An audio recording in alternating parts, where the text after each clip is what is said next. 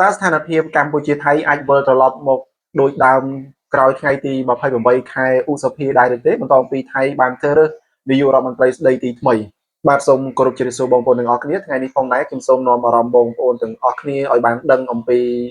ស្ថានភាពខ្លះៗទាក់ទងជាមួយនឹងបញ្ហានៅក្នុងប្រទេសថៃតែម្ដងដោយដែលបងប្អូនទាំងអស់គ្នាអ្នកដែលនិយមតាមដាននៅរាល់ព័ត៌មានបងប្អូនទាំងអស់គ្នាពិតជាដឹងហើយថាព្រឹត្តិការណ៍ក្នុងថ្ងៃទី1កក្កដាឆ្នាំ2025នៅក្នុងប្រទេសថៃតែម្ដងគឺតុលាការធម្មនុញ្ញរបស់ប្រទេសថៃបានសម្រេចព្យួរតំណែងនាយករដ្ឋមន្ត្រីរបស់អ្នកស្រីផែថុងខាន់ស៊ីនវត្រាដោយបដូរមកជំនួសឲ្យលោកសូរិយាជុនរុងរៀនគិតដែលជាឧបនាយករដ្ឋមន្ត្រីនិងជារដ្ឋមន្ត្រីក្រសួងដឹកជញ្ជូនឲ្យមកឡើងកាន់តំណែងជានាយករដ្ឋមន្ត្រីស្ដីទីថ្មីវិញតែម្ដងនៅក្នុងចំណុចនេះផងដែរខ្ញុំសូមលើកយកនៅចំណុចខ្លះៗដែលតាក់ទងជាមួយនឹងបញ្ហានៅក្នុងប្រទេសថៃហើយខ្ញុំនឹងជម្រាបជូនដល់បងប្អូនទាំងអស់គ្នាថាតើលោកសូរិយាជុនរុងរៀនគិតអាចប្រើកណ្ដាប់ដៃរបស់គាត់ដើម្បីកែសម្រួលនៅស្ថានភាពផ្ទៃក្នុងរបស់ប្រទេសថៃបានដែរឬទេហើយតទៅជាមួយនឹងបញ្ហាចំណងមិត្តភាពជាមួយនឹងប្រទេសជិតខាងជាក់ស្ដែងជាមួយនឹងកម្ពុជាជាដើមតើអាចវិលត្រឡប់មកដោយដើមវិញដែរឬទេអញ្ចឹងសូមបងប្អូនទាំងអស់គ្នាតាមដានក៏ដូចជាស្ដាប់ជាមួយខ្ញុំទាំងអស់គ្នាតើស្ថានភាពនៅក្នុងប្រទេសថៃក្រោមការដឹកនាំរបស់លោកនាយករដ្ឋមន្ត្រីស្ដីទីនឹងពិតជាមានភាពល្អប្រសើរដែរឬក៏យ៉ាងណាដែរដោយដែលបងប្អូនទាំងអស់គ្នាបានដឹងហើយថាអ្នកស្រីផែថុងខាន់ស៊ីនវត្រាដែលជាស្ត្រីវ័យក្មេងជាងគេនៅក្នុងប្រទេសថៃដែលមានតំណែងខ្ពស់រហូតដល់តំណែងនាយករដ្ឋមន្ត្រីដែលជាកូនស្រីរបស់អតីតនាយករដ្ឋមន្ត្រីគឺលោក Thaksin Shinawatra តែម្ដងចាប់តាំងតែពីគាត់បានឡើងកាន់តំណែងជានាយករដ្ឋមន្ត្រីអ្នកស្រីផែថុងខាន់តែងតែមានបញ្ហារឿងរ៉ាវជាច្រើនមិនថាទៅទល់ជាមួយនឹងបញ្ហាផ្ទៃក្នុងបញ្ហាទៅទល់ជាមួយនឹងការសម្រេចចិត្តជាប់គាំងជាដើមរាល់ទៅទល់ជាមួយនឹងបញ្ហាសេដ្ឋកិច្ចនៅក្នុងប្រទេសជាក់ស្ដែងចៃដន្យជួបមានបញ្ហាចំនួនព្រំដែនជាមួយនឹងកម្ពុជាអ្នកស្រីក៏មិនអាចរកវិធីសាស្ត្រនៅក្នុងការសម្របសម្រួលក៏ដូចជាដោះស្រាយជាមួយនឹងភាគីកម្ពុជាជាដើមដែលវាជាហេតុធ្វើឲ្យកត្តាទាំងអស់នេះកាន់តែរីករាលដាលធំឡើងដែលវាជាហេតុធ្វើឲ្យអ្នកស្រីមិនអាចស្វែងរកនៅនីតិវិធីដើម្បីដោះស្រាយធ្វើយ៉ាងណាឲ្យស្ថានភាពនៅតាមព្រំដែនរវាងកម្ពុជាថៃចុះស្ងប់មកវិញប៉ុន្តែបែរជាមានស្ថានភាពក្តៅឡើងដោយអ្នកស្រីមិនអាចមានសមត្ថភាពនៅក្នុងការគ្រប់គ្រងក៏ដូចជាបញ្ជាទៅលើកងទ័ពជាដើមដែលវាជាហេតុធ្វើឲ្យពួកយោធាមានសិទ្ធិក្តោបក្តាប់អំណាចនៅក្នុងការធ្វើអ្វីតាមតែអំពើចិត្តដែលវាជាហេតុធ្វើឲ្យមានបញ្ហាជាច្រើនជាមួយនឹងប្រទេសកម្ពុជាជាក់ស្ដែងតទៅជាមួយនឹងបញ្ហាជាប់គាំងនៅវិបត្តិសេដ្ឋកិច្ចជាដើមដែលវាជាហេតុធ្វើឲ្យអ្នកស្រីផែថោខាន់ស៊ីនវត្រាត្រូវបានសមាជិកព្រឹទ្ធសភារបស់ប្រទេសថៃចំនួន36រូបបានដាក់ពាក្យបណ្ដឹងដើម្បីស្នើសុំទៅតុលាការធម្មនុញ្ញរបស់ប្រទេសថៃឲ្យបើកសវនាការនៅក្នុងការសម្រេចចិត្តដកហូតនៅតំណែងរបស់អ្នកស្រីនាយករដ្ឋមន្ត្រីតែម្ដងមូលហេតុដែលសមាជិកព្រឹទ្ធសភារបស់ប្រទេសថៃទាំង36រូបបានដាក់លិខិតនៅក្នុងការស្នើសុំដកតំណែងឬក៏ស្នើសុំដកនៅសេចក្តីទុកចិត្តជានាយករដ្ឋមន្ត្រីពីអ្នកស្រីផែថងខាន់ស៊ីនវត្រាដោយសារតែមានសារបែកធ្លាយរវាងអ្នកស្រីផែថងខាន់ស៊ីនវត្រាជាមួយនឹងសម្ដេចអគ្គសេនាមហាបតីតេជោហ៊ុនសែនដែលជនជាតិថៃក៏ដូចជាប្រសិទ្ធភាពរបស់ប្រទេសថៃបាននិយាយថានេះវាគឺជាភាពមិនល្អប្រសើរនោះទេនៅក្នុងនាមជាថ្នាក់ដឹកនាំដែលនិយាយពាក្យមិនល្អក៏ដូចជាមើងងាយដល់មន្ត្រីកងទ័ពរបស់ខ្លួនឲ្យសំណាក់ជនជាតិឬក៏បរទេសបានដឹងអំពីភាពកំសោយរបស់ខ្លួនជាដើមទាំងនេះហើយវាគឺជាហេតុធ្វើឲ្យមន្ត្រីប្រសិទ្ធភាពទាំង36រូបបានដាក់សំណើដើម្បីដកនៅសេចក្តីទុកចិត្តឬក៏ដកហូតនៅតំណែងជានាយករដ្ឋមន្ត្រីពីអ្នកស្រីផែថោខាន់ស៊ីនវត្រាតែម្ដងប៉ុន្តែបើយើងវិលទៅលោកក្រមជាតិនិយមរបស់ប្រទេសថៃដែលជាក្រមជ្រុលនិយមនោះក៏មិនណយដែរគឺពួកគេតែងតែធ្វើនៅសកម្មភាពអុកឡុកឬជាសកម្មភាពបាតកម្មនៅក្នុងទីក្រុងបាងកកដើម្បីទាមទារឲ្យមានការដកហូតនៅតំណែងរបស់អ្នកស្រីផែថងខាន់ស៊ីនវត្រាតែម្ដងសម្រាប់នៅក្នុងថ្ងៃទី1ខែកក្កដានេះតែម្ដងគឺរដ្ឋតុលាការធម្មនុញ្ញរបស់ប្រទេសថៃដែលមានសមាជិករហូតដល់9រូបគឺមានចំនួន7រូបបានបោះឆ្នោតជួនៅតំណែងអ្នកស្រីផែថងខាន់ស៊ីនវត្រាចេញពីនាយករដ្ឋមន្ត្រីដែល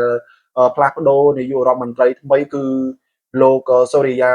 ជុនរុងរៀនគិតដែលជាឧបនាយករដ្ឋមន្ត្រីនិងជារដ្ឋមន្ត្រីក្រសួងដឹកជញ្ជូនរបស់ប្រទេសថៃឲ្យឡើងកាន់តំណែងតែម្ដងនេះគឺជាចំណុចទី1ដែល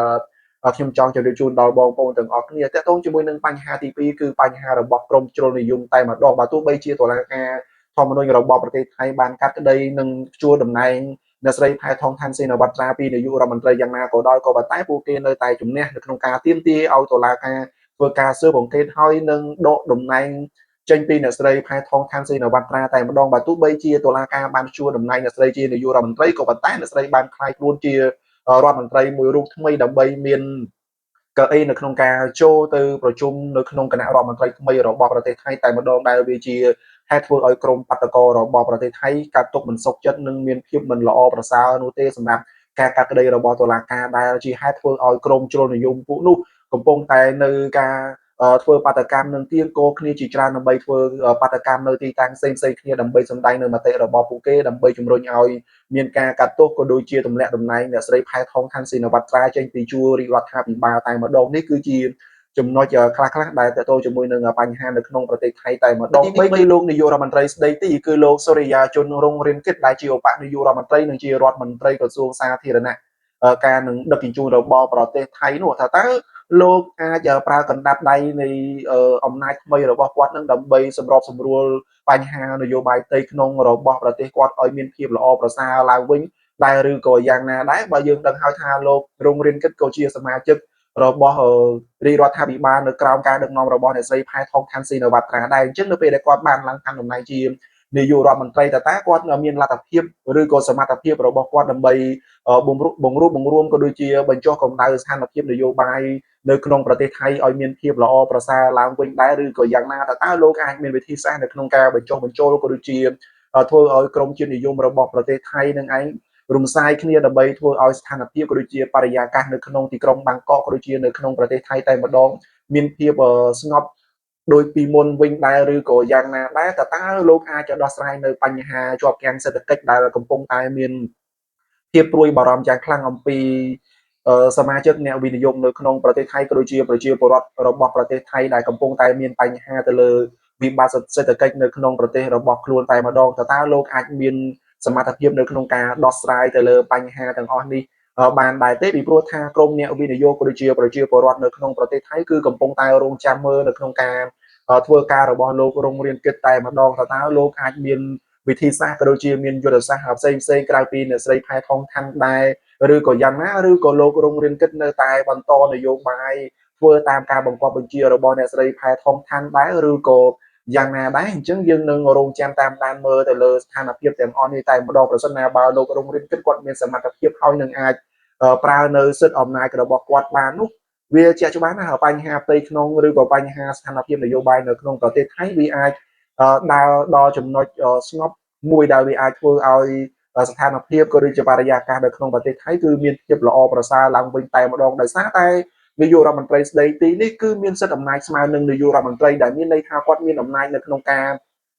បញ្ជាក៏ដូចជាប្រើប្រាស់នៅកងទ័ពជាដើមតើគាត់អាចមានសមត្ថភាពនៅក្នុងការគ្រប់គ្រងទៅលើពួកកងទ័ពក៏ដូចជាពួកមន្ត្រីយោធាដែលកំពុងតែធ្វើទុកបុកម្នេញនៅតាមព្រំដែនជាមួយនឹង